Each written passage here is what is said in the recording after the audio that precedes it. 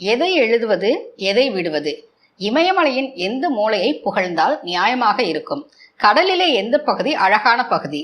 சிவாஜி ஒரு மலை, சிவாஜி ஒரு கடல். கண்களின் கூர்மையை சொல்வேனா அல்லது கம்பீர தோற்றத்தை சொல்வேனா? 9 பாவத்தை 90 வகையாக காட்டும் உன்னத நடிப்பை சொல்வேனா? அவரை போல் இதுவரை ஒருவர் பிறந்ததில்லை, இனி பிறப்பார் என்பதற்கும் உறுதி இல்லை. இது உண்மை, உலகறிந்ததே அப்படின்னு நடிகர் திலகத்தை புகழ்ந்திருக்காரு கவிஞர் கண்ணதாசன்.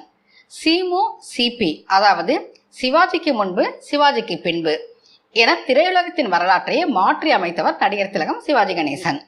அறிஞர் அண்ணா எழுதிய சிவாஜி கண்ட இந்து சாம்ராஜ்யம்ங்கிற நாடகத்துல சத்ரபதி சிவாஜியா நடிச்ச கணேசனோட நடிப்பை பார்த்த பெரியார் சிவாஜின்னு அழைச்சாரு அவரை.